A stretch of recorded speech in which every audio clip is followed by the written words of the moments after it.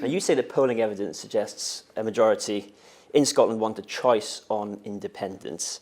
They don't necessarily want it on the timescale that you're putting forward, though, do they, within 2 years? There's a difference of opinion on timing, absolutely, but it's only a minority who don't want a referendum at all. So my job as First Minister is to set out why I think it is certainly not right to have it straight away, but right to have it within a time frame that gives us the option of avoiding the worst of the damage that Brexit will do. And that's a case that I will make over the next few months. And how certain are you that that's what people want?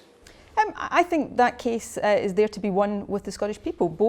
We know a majority of the Scottish people want a referendum, and that's a good starting place. And now we have to persuade people that within that timescale gives us the best option of persuading people that choosing a future as an independent European country rather than having the damage of Brexit imposed on us is the right way forward. So we've heard what you say about polling evidence for people having a choice. What does the polling evidence suggest about support for independence itself?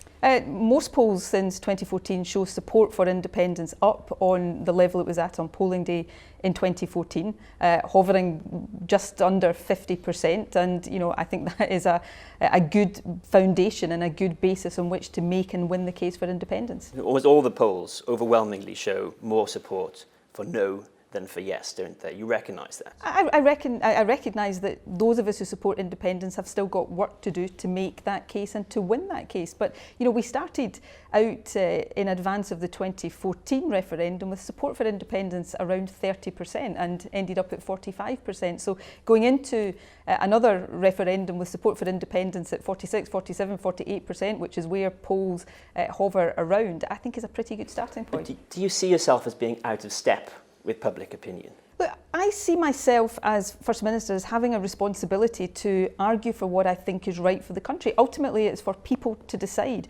But I think that Brexit is going to do profound damage to Scotland. The implications of Brexit will damage our economy, send our population into decline, narrow horizons for future generations, reduce our revenues that we rely on to support our National Health Service and public services. Now, I've got a duty to set out why I think that is wrong for Scotland and to set out a more positive alternative for the future. You're also setting out a new plan for the currency. You now want a new Scottish currency after independence. There's been some confusion about how the euro would fit into that picture. Your position is that Scotland would have to commit to join the euro, but wouldn't necessarily ever intend to do so. Is that right? Well, Channel 4 have, I think, with the greatest respect, got this slightly wrong in the recent past. You only have to look at countries already within the European Union. Sweden, which joined the European Union after the commitment to be in the euro was in place and is not in the euro, has no intentions of joining the euro, and the European Union has no intentions of trying to force them into the euro. Jean-Claude Juncker is on record as saying it's not the business of the EU to force any country into the euro. So this argument that Scotland would somehow have to be in the euro simply doesn't bear up under any scrutiny. You're quite right. Sweden isn't in the euro and shows no intention of joining anytime soon, but they have committed to joining the euro, as have the Czech Republic, Hungary, Poland, Romania, Bulgaria and Croatia. None of them in the euro, they've all committed to joining the euro. So just for clarity, so that people understand, you would commit to joining the euro, but you have no intention of actually doing so. Well, we would have discussions with the European Union about the basis of an independent Scotland's membership, but I think those are the rules, First Minister. But I think what people have a right to know is, could Scotland be forced to go into the euro? And that's the fundamental point. None of these countries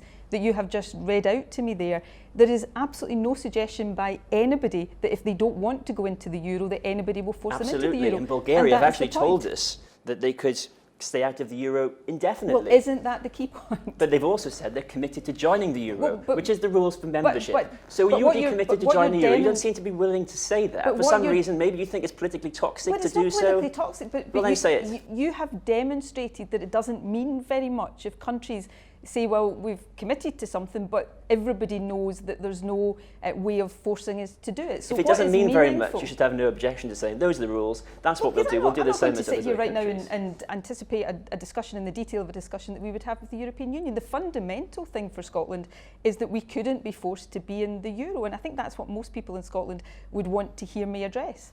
Your proposal for the currency would involve using the pound but not having control over monetary policy. Now, if people have concerns about that, could you reassure them by explaining which other countries currently do something a bit like that? There are a range of different currency options in use by different countries. Many countries have their own currency, many countries are in a currency union. Now, you're going to ask me to name a country that is proposing exactly what Scotland is, but there aren't. Scotland is in a unique circumstance here. We have, the pound is our currency already, and we're proposing to continue to use it. There are no obvious examples of countries in that particular situation. So it's unprecedented? The pound is our currency. We can choose to use it. In history, Ireland is a good example of a country that did exactly what Scotland is proposing to do, use the pound for a period until the conditions are right to have our own currency. So Ireland did do it. Currently, countries using another currency without control of a monetary policy, you know what they are.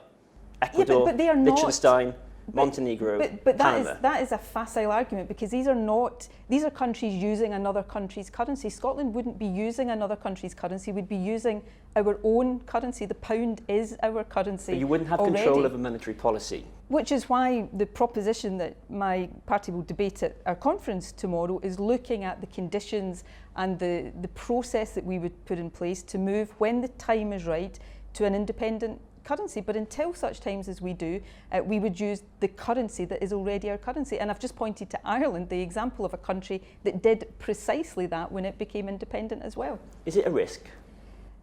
I think the risk for Scotland right now is staying in a UK and being taken out of the European Union against our will with no control over our future. Every country faces risks every single day, but the best way, whether you're an individual or a country, the best way to mitigate risks is to put yourself in maximum control of your own future. You've asked yourself a different question there that you've answered, but I want to know, is your currency proposal a risk? I don't think the proposition we're putting forward is a risk, because we're putting forward clear tests that would be informed by independent assessments that would allow us to make judgments and move in a direction when the time was right and we'd done the preparatory work for that. The point I was actually directly answering your question is every independent country faces risks every day, but they mitigate those risks by being in charge of their own destiny, and that's what I want to see for Scotland too. Finally, you want people to have all the facts about independence. You say you've learnt the lessons from Brexit, and your government has done some very detailed work on the economic impact of Brexit. What is the economic impact of independence? We publish, as we did in advance of the 2014 referendum, we will publish details about the facts and figures around independence to allow people to make informed judgments. But we will do that at the point where we're going to make a choice. But the point is, independence, and the Growth Commission that we'll debate this weekend sets out the fact that other small independent countries, by and large, are more prosperous than Scotland. So the advantages of independence allows us to build an economy that is stronger and more sustainable than the one we have as part of the UK. Thank you very much. Thank you.